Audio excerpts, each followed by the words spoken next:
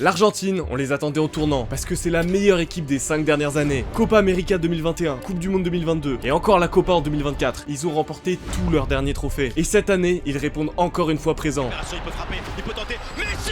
Le contrôle, la frappe. Avec une idée folle en tête, regagner la Coupe du Monde. Depuis quelques années, l'Argentine a créé un environnement parfait pour que Messi puisse exploser. À 38 ans, l'octuple Ballon d'Or continue de porter son pays à la Coupe du Monde. Pourtant, pendant des années, l'Argentine de Messi c'était une histoire de frustration. Une équipe avec le meilleur joueur du monde, mais pas toujours un vrai collectif qui tenait autour. Des finales perdues, des éliminations douloureuses, l'Argentine a tout vécu. Et une fois de plus, ils sont plus que déterminés à remporter cette Coupe du Monde. Pour parler des échecs de l'Argentine, faut qu'on revienne un peu en arrière, et on va parler de la Coupe du Monde 2010. En Afrique du Sud, l'Argentine arrive avec énormément de talent offensif. Messi, Higuaín, Tevez, Agüero, Di Maria, Milito. Sur le papier, l'équipe est très impressionnante, mais l'équipe est hyper désorganisée. Elle peut faire mal devant, mais contre une grande équipe structurée, elle explose. En phase de groupe, l'Argentine gagne ses 3 matchs. Elle bat le Nigeria, la Corée du Sud et la Grèce. Offensivement, ça tourne bien. Higuaín marque un triplé contre la Corée et l'équipe donne une impression de puissance. En 8ème, elle bat le Mexique 3-1. Et là encore, ça semble très solide. Mais il y a déjà des signes. L'équipe laisse des espaces, dépend beaucoup de ses individualités et n'a pas une vraie maîtrise collective. Et en quart arrive l'Allemagne, et là l'équipe s'effondre. L'Allemagne marque très tôt dans ce match. Elle presse, récupère, attaque très vite, et l'Argentine n'arrive jamais à reprendre le contrôle. Résultat, 4-0 pour l'Allemagne. Le problème de 2010, c'est pas que Messi ou même l'Argentine n'est pas assez forte. Le problème, c'est que l'Argentine n'a pas de structure assez solide pour protéger son talent. Messi joue souvent loin du but, obligé de décrocher pour toucher le ballon. Les déplacements ne sont pas forcément coordonnés, et il n'y a pas toujours des circuits hyper clairs autour de lui. Et en face, l'Allemagne jouait comme une vraie équipe moderne. L'Argentine, elle, ressemblait plus à une addition de grands noms. Et c'est là que la différence s'est faite. 4 ans plus tard, en 2014, c'est une toute autre histoire. L'Albiceleste devient beaucoup plus solide. L'entraîneur construit une équipe plus équilibrée, plus prudente et plus capable de souffrir. Messi porte l'équipe en phase de groupe.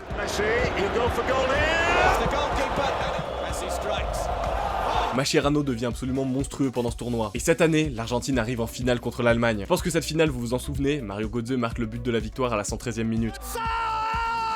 Ok, c'est une défaite, mais ce parcours de 2014 est bien plus maîtrisé qu'en 2010. L'Argentine est passée en 8ème contre la Suisse avec une victoire 1-0, puis également un 1-0 en quart contre la Belgique, et en demi-finale, elle a battu les Pays-Bas au péno après un 0-0. L'Argentine ne brille plus forcément dans le jeu, mais elle devient une équipe extrêmement difficile à battre. La Coupe du Monde 2018, par contre, ce sera la vraie rupture avec l'ancienne Argentine. L'Albiceleste arrive avec beaucoup de tension, une qualification compliquée et un collectif très fragile. Et le tournoi donne la même impression. Messi doit littéralement tout faire. Au premier match, l'Albiceleste fait 1-1 contre l'Islande. Contre la Croatie, elle s'incline 3-0. Oh, that's a gift for Rebic! Now he'll unleash one!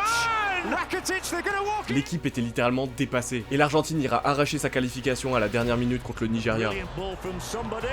Et en 8ème de finale, l'Albiceleste se fera éliminer par la France dans un match que vous connaissez tous. Allez, second poteau Pavard. Ce match contre la France est symbolique. L'Argentine peut créer du danger, Messi peut encore faire des différences, mais l'équipe est beaucoup trop fragile. La défense est lente, les transitions sont mal gérées, il y a un manque de coordination et un déséquilibre constant dans l'équipe. Et Mbappé exploitera d'ailleurs parfaitement ses failles. 2018 montre la fin d'un modèle. L'Argentine ne peut pas seulement se reposer sur Messi. La plupart des équipes autour sont très fortes collectivement, mais l'Argentine, elle, n'a toujours pas trouvé son identité. Mais dans le football, c'est souvent dans le chaos que tout change pour le mieux. Et l'Argentine va vivre une véritable transformation. Pas du jour au lendemain, mais sur plusieurs années. Avec Scaloni, l'Argentine arrête de chercher une équipe qui dépend de Messi, elle construit une équipe qui protège Messi. Et cette petite clé change tout. Et le premier point de bascule vers la nouvelle Argentine, ce sera la Copa 2021. L'Argentine arrive en finale de la Copa América après un parcours solide et maîtrisé, marqué par une équipe de plus en plus soudée autour de Messi. Et en finale, comme un symbole, ils battront le Brésil au Maracana. But d'Angel Di Maria, victoire 1-0. C'est le premier grand titre de l'Argentine depuis 28 ans, et c'est aussi le premier grand titre de Messi avec la sélection. Mais surtout, ce parcours présente quelque chose de nouveau. Pour la première fois, l'Argentine sait résister jusqu'au bout. On le voit clairement dans certains matchs du tournoi. Contre le Brésil en finale, l'Argentine ne cherche pas à dominer le jeu pendant 90 minutes. Les Argentins ont joué dans un contexte hostile, sous pression, ils n'ont pas craqué. L'équipe a accepté de souffrir, de défendre et de tenir le score. C'est un match fermé, tendu, mais parfaitement maîtrisé dans l'approche. Et elle frappe au bon moment avec le but de Di Maria. Même chose contre la Colombie en demi-finale. L'Albiceleste ne survole pas non plus la rencontre. Comme contre le Brésil, elle doit s'accrocher, défendre et finalement elle passera au tir au but.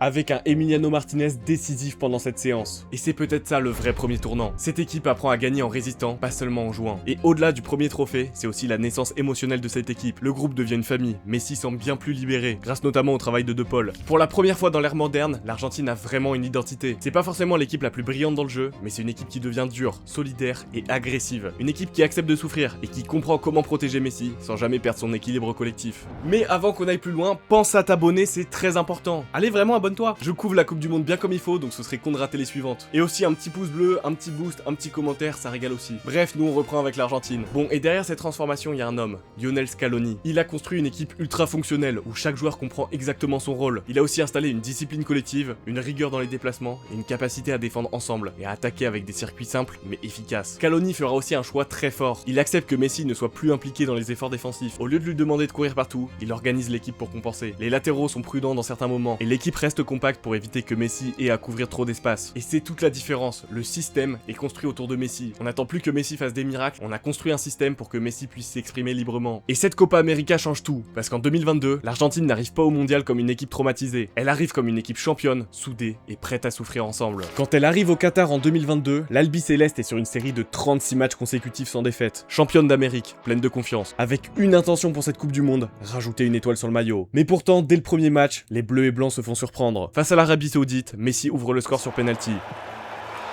Tout semble normal, mais pourtant, l'Arabie Saoudite va renverser le match en quelques minutes seulement.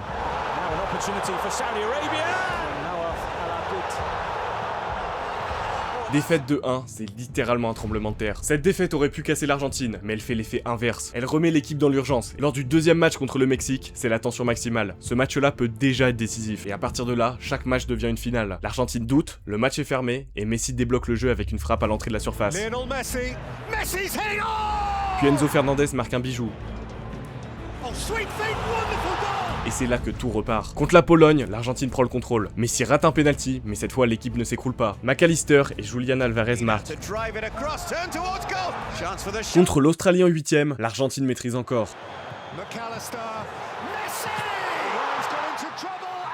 Victoire 2-1. Ces 3 matchs racontent la même chose, l'Argentine se reconstruit. Le collectif commence à exister sans dépendre uniquement de Messi. Messi reste central au jeu, et autour de lui, quelque chose se met en place. Enzo Fernandez apparaît, McAllister devient essentiel, Julian Alvarez apporte un pressing fou, et Emiliano Martinez sécurise derrière. Et je vous ai parlé du système argentin, mais je pense que je peux rentrer encore un peu dans les détails. Parce que l'Argentine a créé un noyau de joueurs complémentaires, chacun avec un rôle précis dans le système. Et un des joueurs les plus importants, c'est Rodrigo de Paul. C'est pas forcément le plus technique, mais il donne exactement ce dont Messi a besoin. Il presse, il protège, il couvre, c'est presque le symbole du nouveau système. Messi peut rester plus libre parce que De Paul court pour deux. Il multiplie les courses en ballon, il presse en permanence. Dans les phases offensives, il sert aussi de relais pour faire remonter le bloc et sécuriser les pertes de balles. Son rôle est moins visible dans les stats, mais il est essentiel pour maintenir l'équilibre et permettre à Messi de se concentrer sur les zones décisives. Évidemment, c'est pas le seul dans ce registre. Il y a aussi Leandro Paredes et Enzo Fernandez qui apportent eux aussi une vraie dureté au milieu. Ensemble, ils forment un trio hyper intense et hyper agressif qui permet à Messi d'être vraiment libéré. Mais le match qui va vraiment forger l'Argentine, c'est le quart de finale contre les Pays-Bas. Tout de suite, les Argentins prennent le contrôle. Messi délivre une passe incroyable pour Molina,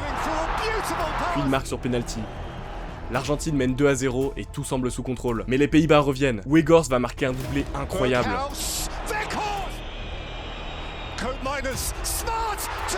Le match vient de basculer dans quelque chose de totalement différent. Ça devient nerveux, les joueurs s'embrouillent, les bancs s'agitent. C'est probablement l'un des matchs de Coupe du Monde les plus violents de l'ère moderne. Et ce match, il va se terminer au penalty. Sauf que Emiliano Martinez est exceptionnel dans cet exercice.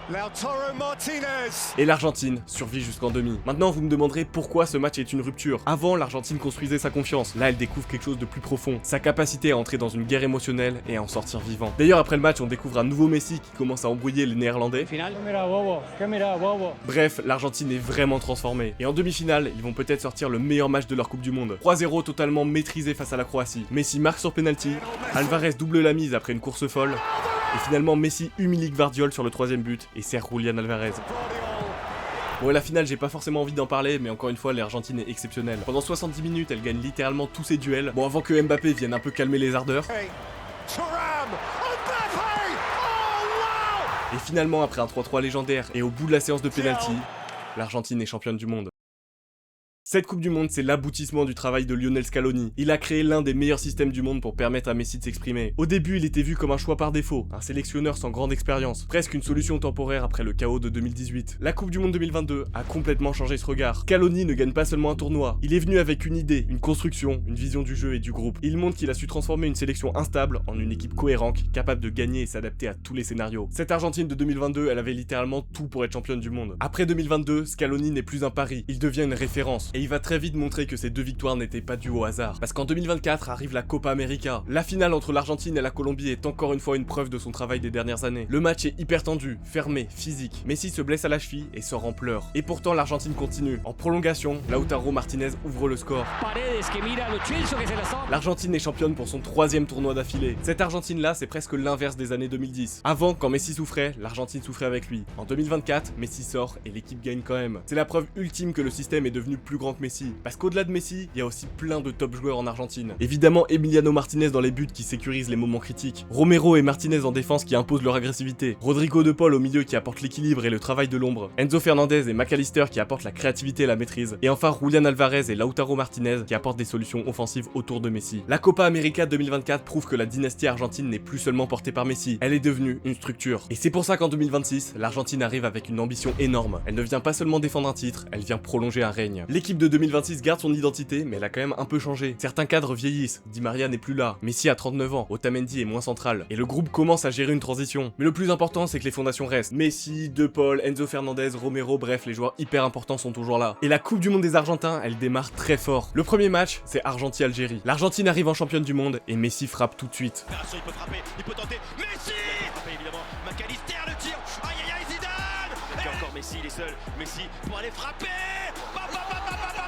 Triplé de la Pulga. Et surtout, Messi commence le tournoi comme un joueur qui veut marquer l'histoire. C'est le message parfait. Malgré l'âge, malgré les doutes, malgré la gestion physique, il est encore là. L'Argentine n'a pas perdu son statut, elle ne joue pas comme une équipe nostalgique de 2022, elle joue comme une équipe qui veut continuer à gagner. Contre l'Autriche, même constat. Le centre de Medina, on laisse passer, mais on laisse Messi, encore Messi, toujours bloqué, et Messi enfin. L'Argentine s'impose 2-0, encore grâce à un doublé de Messi. D'ailleurs, pendant ce match, il dépasse Miroslav Klose et devient le meilleur buteur de l'histoire de la Coupe du Monde. Dans le jeu, il a raté un penalty, mais derrière, il a clairement répondu présent. Ce match est hyper important parce qu'il montre deux choses. Messi peut rater, mais Messi a le mental pour reprendre le match. En 2 matchs, il a déjà mis 5 buts, et à 39 ans, il est clairement pas censé être à ce niveau-là. Mais bon, c'est le meilleur joueur de l'histoire, que voulez-vous? Bon, et évidemment, le dernier match de la phase de groupe, l'Argentine s'impose contre la Jordanie.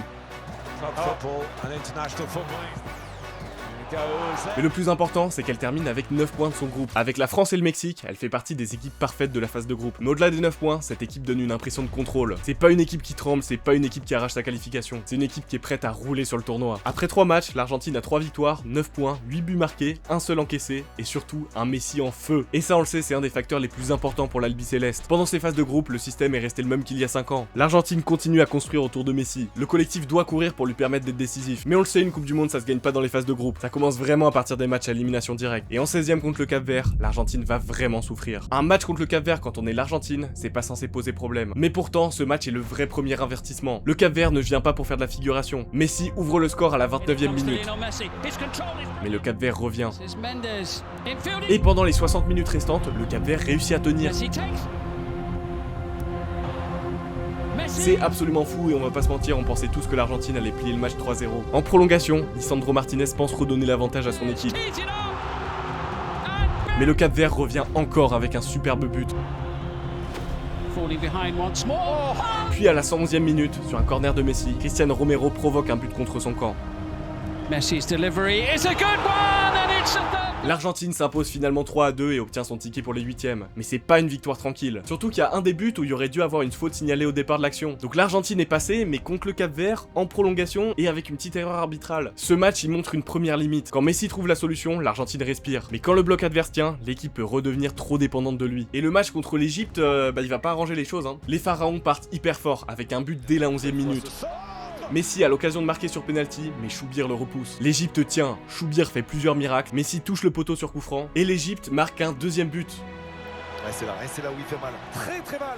Aïssem Hassan, qui est fantastique. Aïssem Hassan, le ballon vers le second poteau. Qui sera finalement annulé pour une faute au départ de l'action, mais franchement, cette Argentine-là, elle fait peur, et dans le mauvais sens du terme. Surtout que derrière, l'Egypte marque le 2-0. Face à Enzo Fernandez. Il passe même très proche du 3e. À ce moment-là, l'Argentine est presque dehors. Puis tout bascule. À la 70e minute, Messi centre et Romero égalise de la tête. À la 83e minute, Messi égalise. En 4 minutes, les Argentins sont revenus à la hauteur des Égyptiens. Et dans le temps additionnel, sur un centre de Lautaro, Enzo Fernandez marque de la tête. L'Argentine s'impose 3-2 et prend son ticket pour les quarts de finale. Alors ce match pour moi il montre deux choses. Déjà il montre la force mentale de l'Argentine. C'est pas seulement une équipe qui domine, c'est aussi une équipe qui refuse de mourir. Être mené 2-0 et reprendre l'avantage en 15 minutes, c'est pas donné à n'importe quelle équipe. Et ça pour le coup c'est une vraie compétence de champion du monde. Mais la deuxième vision qu'on peut avoir sur ce match, c'est que l'Argentine s'est encore mise en danger contre une équipe plus faible qu'elle. L'Égypte c'est une équipe qui est très forte défensivement et qui sait gérer les transitions. Mais quand tu veux gagner la Coupe du Monde, ce genre de match c'est censé rouler dessus. Ce qu'on voit encore une fois dans ce match, c'est que Messi est vraiment en forme. À 39 ans, il est toujours le joueur qui change tout. Il ne court plus comme avant, il presse presque pas, mais dans les 30 derniers mètres, il reste unique. À cette Coupe du Monde, il est déjà à 8 buts et il est à 21 buts au total. En fait, ce joueur-là, il suffit qu'il soit en forme 15 minutes pour retourner le match, et ça c'est terrifiant. Une autre chose que l'Argentine nous a prouvé jusqu'ici, c'est qu'elle sait gagner tout type de match. Elle domine contre l'Algérie, elle contrôle contre l'Autriche, elle confirme contre la Jordanie, elle survit face au Cap-Vert, elle revient de l'enfer face à l'Égypte. Et ça encore une fois, c'est une qualité énorme en Coupe du Monde. C'était d'ailleurs l'une de leurs capacités principales en 2022, et 2022, on connaît l'issue. Par contre, il y a aussi un point qu'il faut absolument souligner. Jusqu'ici, l'Argentine n'a affronté aucune des très grandes nations de ce tournoi. Oui, elle a eu des matchs difficiles, enfin c'est plutôt qu'elle se les ait rendus difficiles tout seul, mais galérer contre le Cap-Vert ou l'Égypte, c'est pas la même chose que d'affronter une top équipe. Même là, pendant les quarts de finale, ils ont tiré la Suisse. Et pareil, c'est une équipe solide, organisée et difficile à jouer, mais c'est pas une nation qui impose une domination ou une pression comparable aux très grandes sélections. Bon, et du coup, l'Albi Céleste s'est imposé 3-1. Messi's corner, Ndoye breaches and Julian Alvarez, the save. Avec encore une polémique avec l'exclusion d'Embolo qui les a quand même bien aidés. Le vrai test pour l'Argentine, ce sera la demi-finale face à l'Angleterre. Et justement face à l'Angleterre, l'Albi Céleste montre encore sa force de caractère. Les Anglais ouvrent le score. Mais les Argentins ne reculent pas et retournent le match. La France c'est pour continuer encore le centre au second poteau. Cette capacité à revenir en quelques minutes à chaque match, c'est complètement fou. Et ça montre une vraie mentalité de champion du monde. Tu peux mener jusqu'à la fin, tu seras toujours sous la menace d'un comeback. Et évidemment, l'expérience du titre joue en leur faveur. L'Argentine sait ce que ça fait de gagner. La Copa América en 2021, la Coupe du Monde en 2022 et la Copa América en 2024. Ce groupe n'espère pas devenir champion, il sait déjà comment faire. Sur leurs 3 dernières participations à des tournois internationaux, ils ont gagné les 3. Bon par contre, encore une fois, les difficultés récurrentes contre les petites équipes, c'est quand même un signal assez alarmant. Oui, elles gagnent, mais galérer contre des équipes supposées inférieures, c'est quand même pas bon signe. Aller en prolongation contre le Cap-Vert, être mené 2-0 contre l'Égypte, c'est pas des choses qui sont censées arriver. Et oui, on s'entend bien, le Cap-Vert a fait un parcours de fou. L'Égypte a aussi fait un super match, mais le parcours de l'Argentine n'est pas tout beau tout rose. Contre une équipe qui s'est jouée très bas, très compacte, avec beaucoup d'intensité et en transition rapide, elle risque d'avoir du mal. Et c'est un style de jeu que les Espagnols sont capables d'adopter en finale. Et ensuite, faut qu'on parle d'autre chose, c'est la dépendance à Messi qui revient de temps en temps. Quand l'Argentine bloque, elle cherche encore Messi. Et cette année, il répond présent à chaque fois. Mais la question, c'est aussi, est-ce qu'il peut vraiment répondre à chaque fois? Et ça, c'est une réponse qu'on aura dans les prochains jours, évidemment. Et un autre point qui fait assez peur pour l'Argentine, c'est qu'elle encaisse beaucoup de buts. Alors les 2 premiers matchs, ça part sur un 3-0 contre l'Algérie et un 2-0 contre l'Autriche, mais derrière elle prend un but contre la Jordanie, elle en prend 2 contre le Cap-Vert, elle en prend encore 2 contre l'Égypte. Encore une fois, l'équipe de 2022 était bien plus organisée. Et c'est aussi là que la nouvelle génération doit prendre plus de responsabilités, parce que certains des cadres sont assez vieillissants. On en a parlé, il y a Messi qui a 39 ans, De Paul qui a plus forcément la fraîcheur de 2022, Otamendi, le pilier de la défense qui a 38 ans actuellement, et Di Maria aussi qui n'est plus là. Et l'absence de Di Maria, c'est peut-être un des trucs qui fait le plus mal. En 2022, il faisait partie de ceux qui faisaient vraiment la différence, quasiment au même niveau que Messi. Moi je dis pas que les deux ont le même niveau, hein, je dis juste que Di Maria faisait vraiment beaucoup la différence. Bref, l'Argentine est absolument terrifiante à affronter, mais comme on l'a vu dans cette vidéo, elle est pas parfaite. Aucune équipe est parfaite d'ailleurs. L'équipe est absolument terrifiante et je pense que personne n'a envie de les tirer, mais évidemment elle n'est pas infaillible comme aucune nation. Est-ce que l'Argentine est prête pour la 4ème étoile? Oui, clairement. Mais pour aller au bout, elle ne peut pas se contenter d'être une équipe uniquement portée par Messi. Mais en tout cas, si elle arrive à aller au bout, l'équipe ne sera pas seulement championne du monde, elle entrera dans l'histoire comme une des plus grandes sélections de tous les temps. Merci à tous d'avoir regardé cette vidéo. Si elle vous a plu, j'ai sorti à peu près la même sur l'Angleterre et sur l'Espagne. Je vous invite évidemment à vous abonner, je couvre la Coupe du Monde bien comme il faut, donc ce serait con de rater les suivantes. Nous on se dit à la prochaine pour la suivante, et je vous promets qu'elle sera banger. C'était Thibaut, bisous.